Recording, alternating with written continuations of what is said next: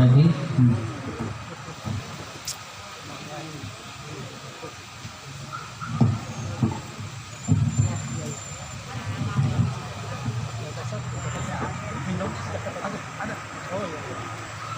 Oma opa shalom. Halo, Berkah dalam. Kak Dalam. Selamat Natal dan Tahun Baru. Ya. Oma opa yang saya kasihi, saya pikir pertanyaan umum bagi kita pada hari ini, apakah hari ini semuanya bahagia? Ya, walaupun pakai masker tapi masih kelihatan di wajah ya, di mata bisa lihat berbinar-binar berarti bahagia. Apakah ada damai di hati hari ini?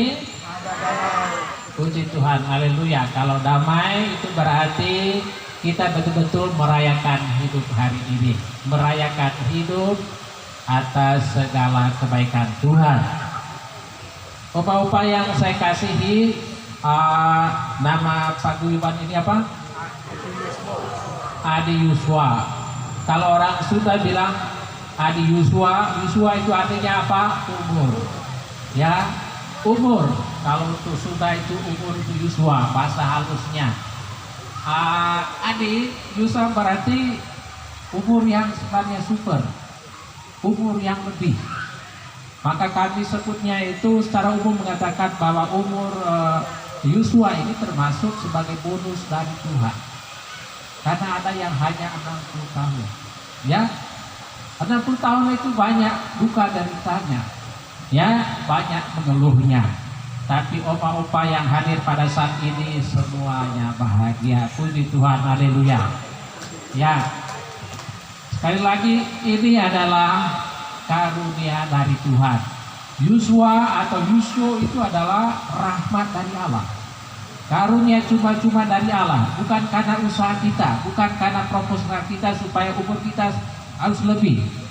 Nah, dari catatan hari ini ada yang umur tertua yang masuk Adi Yuswo itu Bapak Antonius. Mana Bapak Antonius?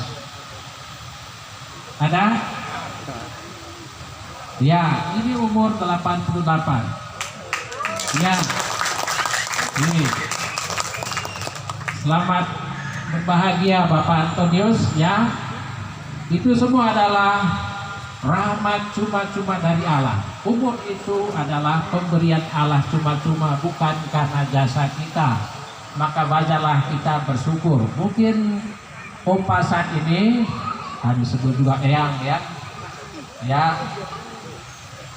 agak capek mungkin di sini, tapi kami sebenarnya itu bahagia melihat opa ada di sini. Karena yang masih muda saja itu agak susah untuk datang berkumpul di sini, entah karena berbagai alasan. Tetapi Bapak Antonius, Opa Antonius bisa hadir di sini. Bagi kami ini yang menjadi semangat bagi kami untuk tidak melihat diri ini sebagai orang sakit terus. Ya, ada yang merasa sakit padahal tidak sakit.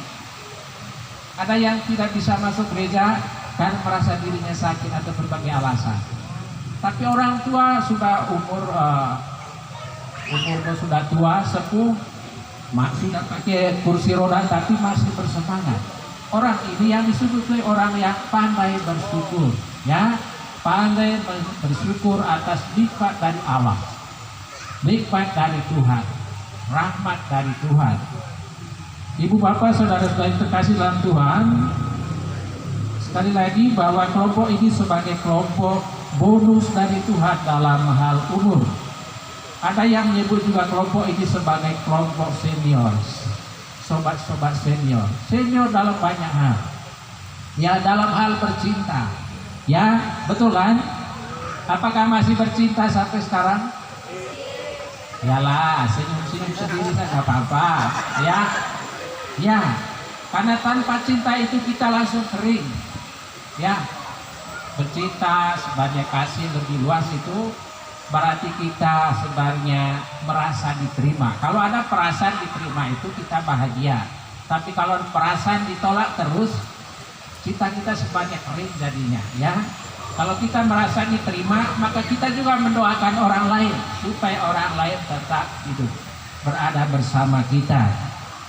Ada banyak dari sebagai kelompok senior berarti juga banyak pengalaman dalam hal beriman kepada Allah. Kadang-kadang proposal kita, doa permohonan kita belum dikabulkan, mungkin minta supaya cepat-cepat punya cucu, tapi belum batang-batang juga. Tapi orang yang sudah senior dalam hal pengalaman beriman itu pasti dia terus berdoa, bersyukur, yang penting anakku sehat.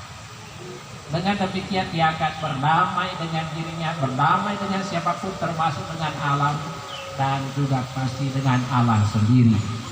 Tapi juga orang disebut sebagai adinusul ini juga adalah orang yang berpengalaman dalam hal mengatasi persoalan, konflik, ya. Sepertinya tidak ada yang itu bebas dari konflik, persoalan. Dua orang saja mengalami konflik, apalagi banyak orang dalam rumah. Tapi kalau yang sudah lama menjadi yang kelompok senior ini pasti banyak pengalaman bagaimana menghadapinya, mengatasinya, sehingga tetap berdamai di hati, berdamai dengan semua orang, dan akan terpancar dalam wajah kita yang bisa senyum-senyum, ya. Senyum sendiri mungkin dan terlalu banyak nanti dianggap sebagai orang sakit, ya. Ya. Ibu bapak saudara-saudari terkasih dalam Tuhan, pasti banyak hal dalam hal senioritas itu, dalam hal sekali lagi dalam usaha, dalam karya. Sebenarnya kalau kita mau betul-betul menjadi orang yang menjadi berkat bagi banyak orang, bagilah pengalaman itu kepada anak cucu kita. Boleh jadi keluarga bapak, oma, opa itu rasanya akur-akur, rukun, ya, akur-rukun, damai-damai saja, tapi mungkin anak kita kurang damai dengan pasangannya. Maka kita hadir sebagai konselor, ya, sebagai guru bagi anak kita. Jangan membiarkan mereka ya hancur-hancuran itu. Jadi oma opa masih diminta untuk mendampingi mereka. Pastor itu terbatas entah waktunya atau kemampuannya, tapi oma opa punya pengalaman lebih banyak. Pengalaman itu menjadi guru yang terbaik dalam membangun rumah tangga, dalam membantu mendidik anak kita. Boleh jadi pangkat mereka tinggi, ya. Boleh jadi anak kita itu pangkatnya tinggi, tapi belum tentu dalam hal kemampuan mengelola perasaan, mengelola masalah dan sebagainya itu kadang-kadang susah. Sehingga pangkat besar bisa juga keluarganya berantakan. Maka tugas kita mendampingi anak-anak kita dengan doa kita, dengan senyum kita, ya. Banyak yang gagal dalam hal berumah tangga. Saya pikir masalah adalah bagaimana mengatasi konflik itu. Kalau kita melihat tema dari Natal kita itu adalah hendaklah damai sejahtera Allah memerintah dalam hati. Damai sejahtera dari Allah. Sesungguhnya damai sejahtera dari Allah itu siapa? Yesus sendiri. Itulah yang kita rayakan pada hari Natal itu. Natal itu kita merayakan damai sejahtera dari Allah. Karena Yesus sendiri adalah damai sejahtera itu, yang mendamaikan kita dengan Allah Bapa. Karena gara-gara Adam dulu, yang orang-orang pertama itu lupa akan kasih Allah, lupa akan kebaikan Allah, sehingga dia seolah mau menjadi atau melebihi Allah sendiri. Maka kehadiran Yesus sendiri, sang anak perdamaian itu, itulah yang mendamaikan kita. Maka kalau kita yakin, kita percaya bahwa Yesus adalah putra Allah yang menjadi pembawa damai, ya sebenarnya kita juga menjadi orang yang menjadi pembawa damai. Kalau orang rajin berdoa, maka kita pasti akan berdamai dengan siapapun. Maka bahasa dalam Kolose itu dikatakan, hendaklah damai sejahtera Allah memerintah dalam hatimu. Allah itu memerintah, menguasai diri kita kalau hati kita terbuka pada Allah. Kalau hati kita tertutup terhadap Allah, maka akan susah untuk berdamai dengan diri sendiri, berdamai dengan siapapun.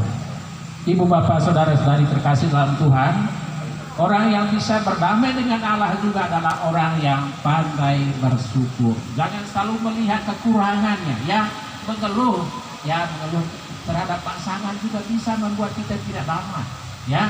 Boleh jadi tidur bersama itu ngorok terus pasangannya, ya. Bisa juga ada yang ngorok terus pasangannya. Itu rahasia umum, kan dibongkar, juga akan bikin malu ya. Tetapi yang jelas kita belajar untuk berdamai, memahami pasangan kita siapapun, sehingga dengan demikian kita tidak melihat pasangan kita atau orang sekitar kita sebagai musuh.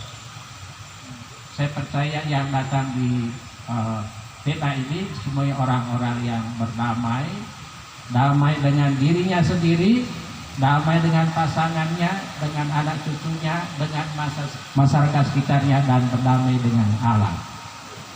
Saya mau katakan berdamai dengan alam seperti yang kita rasakan hari ini. Ada yang kipas-kipas, tanda merasa bahwa alam ini, udara panas ini sedang menyapa kita.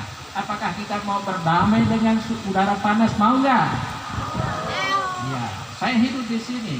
Saya berdamai dengan panas ini, maka saya tidak takut kalau kepanasan. Warna kulit ireng sedikit nggak apa-apa. Yang penting kita berdamai. Ya, walaupun panas di luar, tapi hati kita tidak panas, damai, maka kita tetap bahagia. Amin.